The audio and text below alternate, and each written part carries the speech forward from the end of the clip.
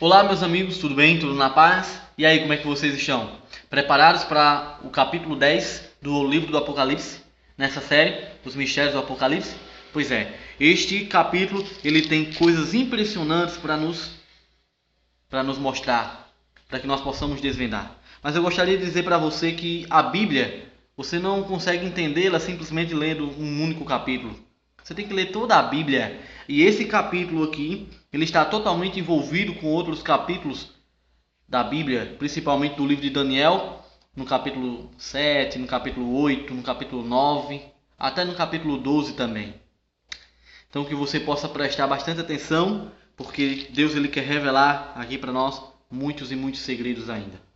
Ó, capítulo 10, verso 1 diz assim, ó: Vi outro anjo forte descendo do céu, envolto em nuvem, com um arco-íris por cima de sua cabeça, e o rosto era como o sol, e as pernas como colunas de fogo. Então, na Bíblia, aqui aparece, né, nesse primeiro versículo, aparece um anjo envolto em uma nuvem e também com arco-íris. Esse anjo aqui é o próprio Jesus. Podemos identificar porque o seu rosto era como o sol. E Apocalipse capítulo 1, verso, se eu não me engano, 12, mas é do 12 em diante, fala que Jesus brilhava como o sol. E as nuvens simbolizam aqui a volta do Senhor Jesus, né? O aparecimento do Senhor Jesus, principalmente no Mateus capítulo 24, ali. Mas aparece também aqui o arco-íris. E se você voltar para o livro de Gênesis capítulo 9, você vai ver que o arco-íris simboliza a promessa que Deus fez com Noé de não destruir mais o mundo com o dilúvio. Ou seja, o arco-íris aqui é símbolo da misericórdia e da graça divina, que é a base do seu governo, que é a base do seu trono, do seu juízo. Os versículos 2 diz assim, ó: Ele tinha na mão um livro aberto, e ele se pôs em pé diante do mar e diante da terra. O pé esquerdo, o pé direito sobre o mar e o pé esquerdo sobre a terra. O verso 3 diz: E bradou em grande voz, como ruge um leão.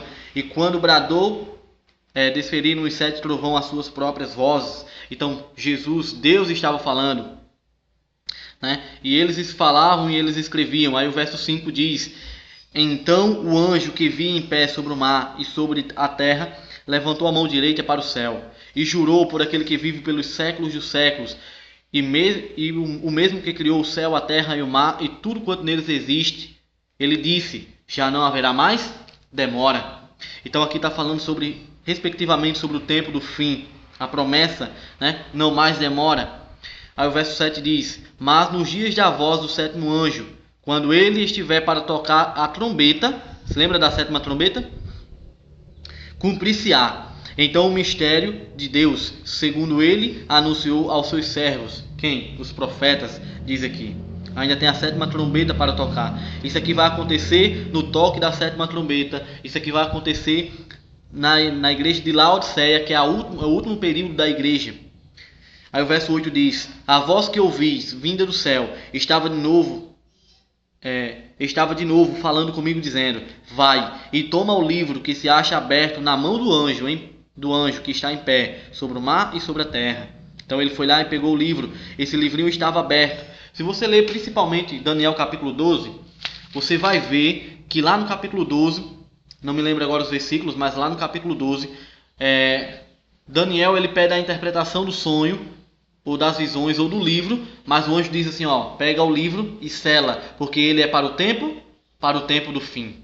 Aqui, esse livro aqui é o mesmo livro lá de Daniel, tá certo? Que foi selado. Agora aqui no Apocalipse capítulo 10, ele começa agora a ser aberto. E você vai ver muito mais ainda, veja só. Aí o verso 9 diz: Fui, pois, ao anjo, dizendo-lhe que me desse o livrinho. Ele então me falou: Toma-o e o devora. Certamente ele será amargo ao teu estômago, mas na tua boca ele será doce como mel. Interessante, não é? Então tomei o livrinho da mão do anjo e o devorei, e na minha boca era doce como mel. Quando, porém, o comi, no meu estômago ficou amargo. Veja só, essa profecia aqui, esses dois simples versículos, ele nos leva a grandes acontecimentos no período de toda a história. Ó, lá em Daniel, no capítulo 12, aparecem as profecias seladas. Mas aqui a profecia deveria ser aberta, o livrinho deveria ser aberto. E que profecia seria essa?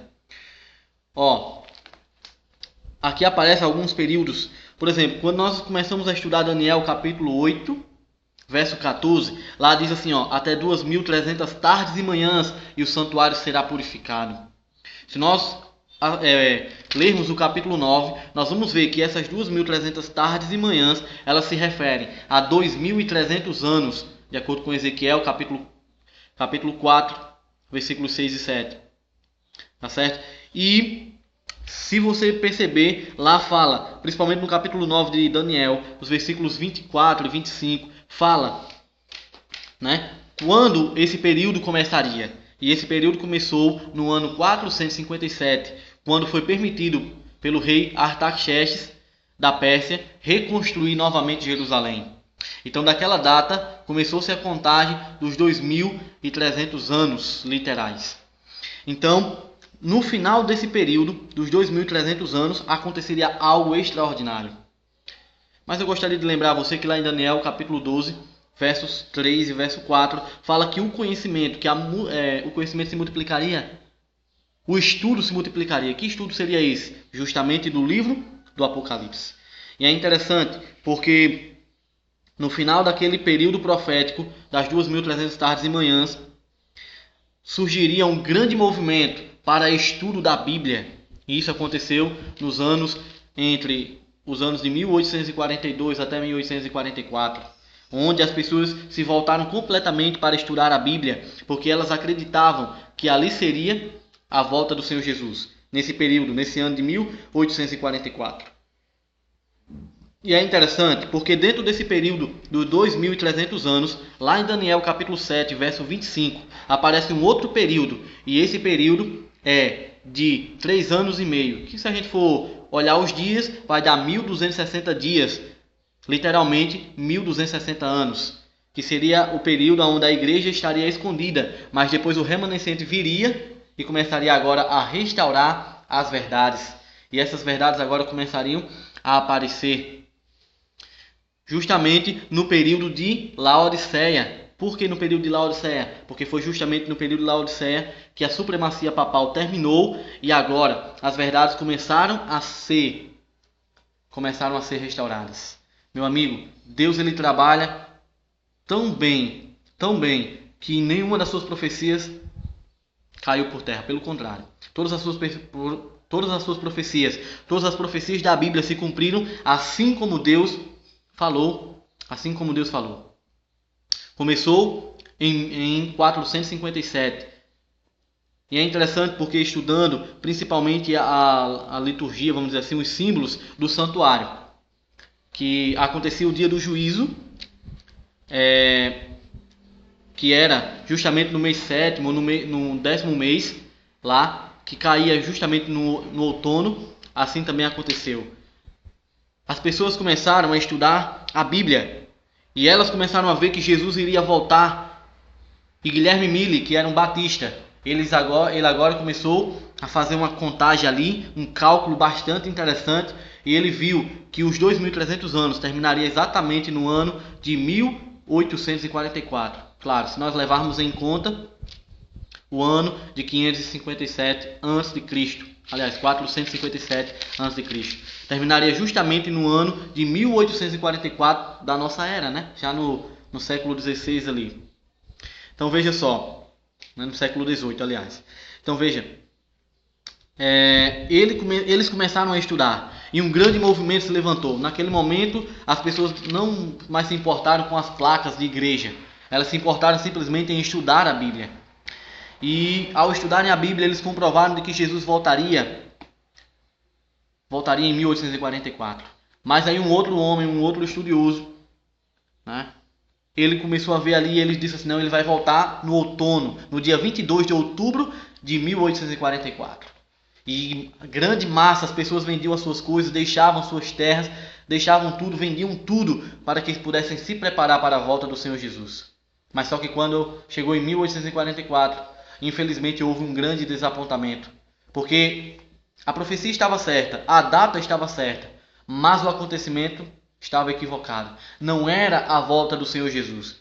Eles achavam que essa terra era o santuário que deveria ser purificado, que fala lá em Daniel. Mas na realidade não era. O santuário que deveria ser purificado era lá no céu. Era o santuário celestial. E hoje Jesus ele intercede por mim e por você. Hoje Jesus é o nosso juiz e o nosso advogado. Meu amigo, entregue-se a Jesus. A palavra do Senhor, ela mostra quanto cada coisinha vai acontecendo nos mínimos detalhes. E ela aponta também para a volta do Senhor Jesus.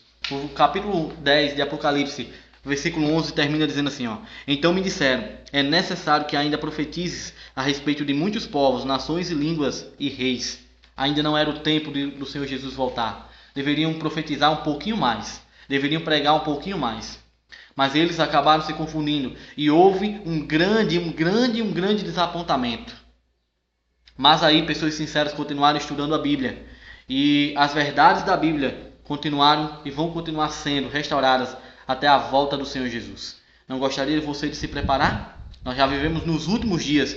Não existe mais nada para trás ou para frente que diga assim, não, agora temos que esperar mais alguma coisa. Não, Jesus vai voltar nos nossos tempos, nos nossos dias. Pode ter certeza disso, porque tudo que ele falou já se cumpriu. E eu te digo, meu amigo, a promessa do Senhor é: eis que venho sem demora. Conserva o que tens para que ninguém tome tua coroa.